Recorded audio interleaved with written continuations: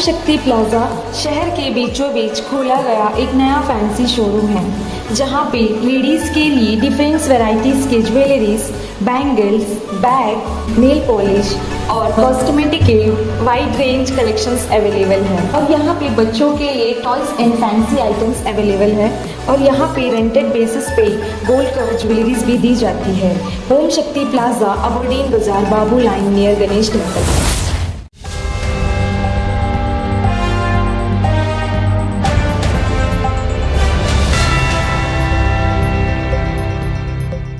राम आए आप तक चैनल से। आज हम टोकापुर क्षेत्र पे आए हैं, लाल टिकरी। हमें यहाँ पर बुलाया गया है, पूरे 8 पंचायत के प्रधान मिलके हमें बुलाया गया है।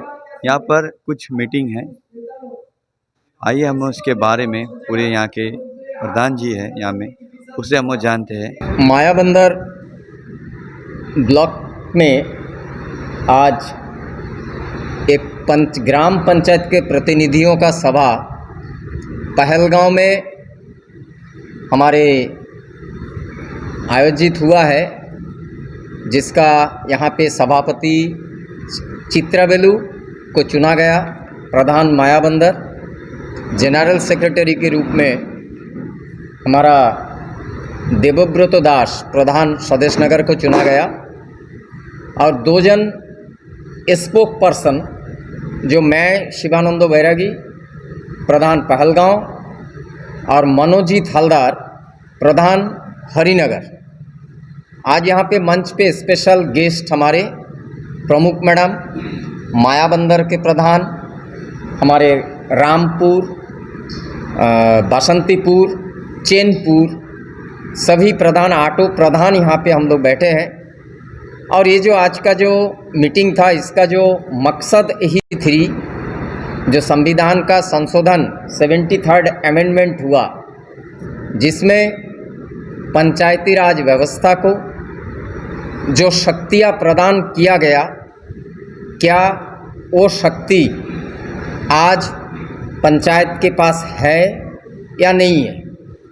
क्योंकि एक केंद्र शासित प्रदेश होने के कारण यहाँ पर में, क्योंकि केंद्र के नेतृत्व में होता है और उनके अधीन में हम लोग आते हैं और यहाँ का जो भी रूल्स है वो जो है केंद्र से प्रभावित हो करके हम तक पहुँचता है।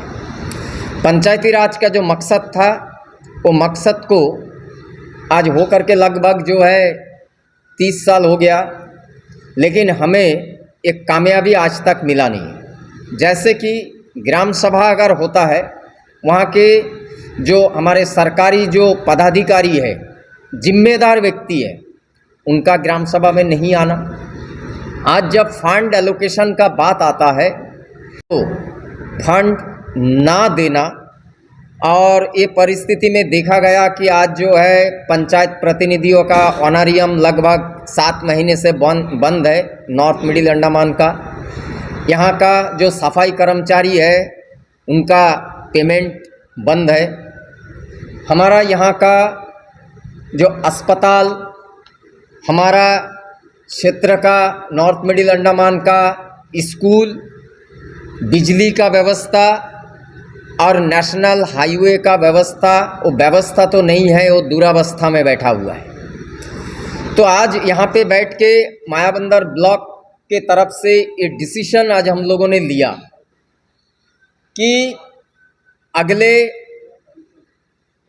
15 दिनों के अंदर में अगर ये व्यवस्था दुरुस्त नहीं होता है, जिसमें प्रमुख मांग पंचायत का फंड, समिति का फंड का एलोकेशन के हिसाब से जो जीपीडीपी 2022-23 बनाया गया था, उसके मुताबिक सारा फंड का एलोकेशन पंचायत को करना। दूसरी बात, एटीआर का व्यवस्था करना। तीसरी, अस्पताल और स्कूल का जो दुरावस्था, शिक्षक नहीं होना, मेडिकल में डॉक्टर नहीं होना, जो फैसिलिटीज़ है वो सही नहीं होना, ये सारे विषयों को लेकर के डिसीजन लिया गया कि अगर प्रशासन हमारे बात को नहीं सुनेंगे, हमारे बात को दरकिनार करेंगे, नज़रअंदाज करेंगे, तो हम भी इसके बाद में प्रशासन का कोई भी बात को हम नहीं सुनेंगे, हम भी उन सारे बातों का बॉयकॉट करेंगे। आज यहाँ पे चर्चा हुआ कि अभी 2 तारीख को अक्टूबर को जो गांधी जयंती पर जीपीडीपी का पहला ग्राम सभा यहाँ पे होगा। सारा जगह में प्रशासन का तरफ से नोटिस जारी किया। 8 पंचायत ने डिसीजन लिया, क्योंकि जो 2022-23 का जीपीडीपी का अभी तक एक हुआ, तो नया जीपीडीपी के लिए हम कैसे जाएं। इसलिए ये डिसीजन हुआ है कि हम ये पूरे ग्राम सभा को बॉयकॉट करेंगे, हम नहीं करेंगे। ये निर्णय यहाँ पे हुआ है और बहुत ही जल्द जन जागृति के लिए जनसभा हरिनगर और मायाबंदर में होगा।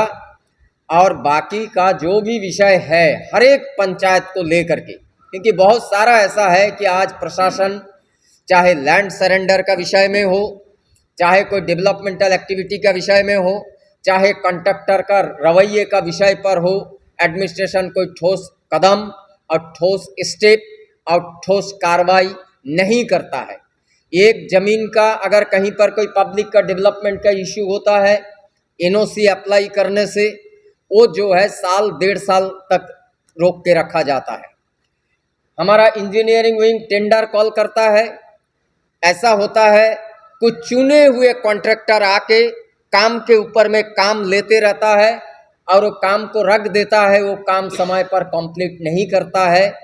हम वहाँ का करेंगे। खास करके मैं कहना चाहता हूँ, एक अंडमान निकोबार का जो सांसद होता है वो all over Andaman Nicobar island के लिए होता है। एमपीएलएडी का उनका 5 साल का 10 करोड़ रुपया का एलोकेशन हुआ। हमारा नॉर्थ मिडिल में एक 10 पैसा का एलोकेशन फंड उन्होंने एलोकेशन नहीं किया, लेकिन पूरा पोर्ट ब्लेयर में सारा फंड उन्होंने दे दिया और निकोबार में दे दिया है। तो देखिए, इसमें मैं गलती नहीं बता रहा हूँ, शायद हमारा भी कुछ गलती हो सकता है, लेकिन बात ऐसा है उनको हर एक जगह में जाके पब्लिक प्रतिनिधियों से, अपने प्रधानों से मिल करके ये सुझाव लेना जरूरी था, कहाँ पे क्या जरूरी है। हमारे यहाँ पे देखिए, सबसे ज़्यादा अगर शिक्षा व्यवस्था में अच्छा अगर हम कहीं कह सकते हैं, वो हमारे जो प्राइवेट स्कूल है, जो सरकार से फंडिंग वाला स्कूल है, जैसे जिला परिषद विवेकानंदा केंद्र विद्यालय है, कुछ सेंट जेवियर स्कूल्स है, फिर हमारा और भी प्राइवेट आनंद मार्गा है। ये जगह में आज एजुकेशन इतना अच्छा है, यहाँ का बच्चा आज अच्छे अच्छे कोर्स में जा रहा है, पढ़ाई लिखाई अच्छा कर रहा है। लेकिन हमारा आरटीई के अधीन में जिला परिषद का, हमारा जो जिला परिषद विवेकानंदा केंद्र है वो आता है। आज हमारा पहलगांव स्कूल में 500 से अधिक बच्चा है, लेकिन वहाँ पे एक हॉल नहीं है, एक हॉल नहीं है। बच्चे का जो यानी कोई बड़ा प्रोग्राम फंक्शन अगर होता है, एक जगह में बच्चे असेंबल होंगे, ऐसा कोई परिस्थिति नहीं है।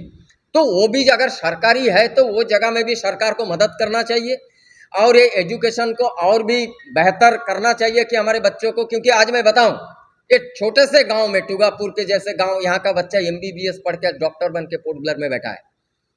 तो ये बीकेबी का देन है, जिला परिषद विद्यालय का देन है, लेकिन प्रशासन इनके ऊपर में हमेशा जो है एक नजरअंदाज। और ये सिर्फ खाली बीकेबी जिला परिषद विद्यालय, नॉर्थ मिडिल का हर जगह में आप जाइए, सड़क पे जाइए, सेम कंडीशन। पोर्ट ब्लेयर में जो सड़क बनता है मिडिल स्टेट तक, वो 1 मीटर मोटा, और यहाँ पे मट्टी के साथ में केमिकल मिला करके मट्टी के ऊपर में जो है 12 mm का थिकनेस का सील कोट कर दिया जाता है।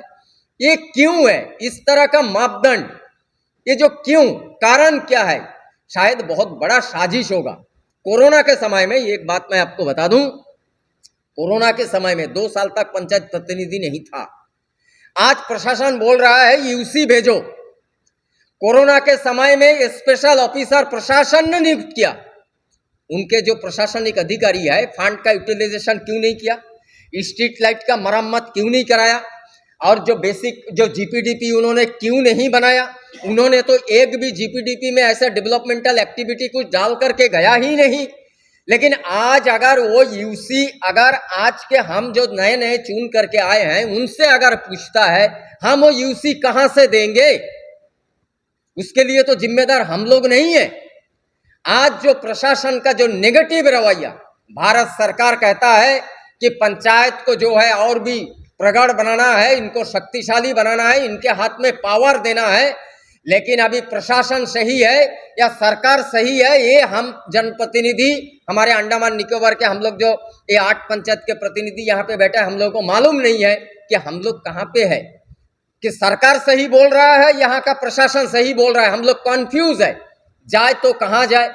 यहाँ का जो पॉलिटिकल प्रतिनिधि है उनको पता नहीं है कि उनका रिप्रेजेंटेटिव को, यहाँ के गरीब जनता को क्या तकलीफ है, वो उनको मालूम नहीं है। लेकिन सबको वोट चाहिए, इसलिए हम लोगों ने तय किया है कि ये तो पहला इनिशियल स्टेज है, ये शुरुआत अभी हुआ है और मैं उम्मीद करता हूँ कि ये आंदोलन बहुत दूर तक जाएगा और ये पहुँचेगा और हमें मजबूर भी करेंगे प्रशासन और राजनेताओं को कि हम पब्लिक जनप्रतिनिधि जो पंचायती राज व्यवस्था से हम लोग जुड़े हैं, हमारे साथ में मोदी जी का मुलाकात करा दे, हमारे देश के प्रधानमंत्री के साथ में हमारा मुलाकात करा दे, हमारे तकलीफ के बारे में, हमारे प्रॉब्लम के बारे में, हमारे गांव के विकास के बारे में हम लोग उनसे एक बार रूबरू होना चाहते हैं कि यहाँ का प्रशासन का जो दादागिरी, यहाँ का प्रशासन का जो तुगलकगिरी,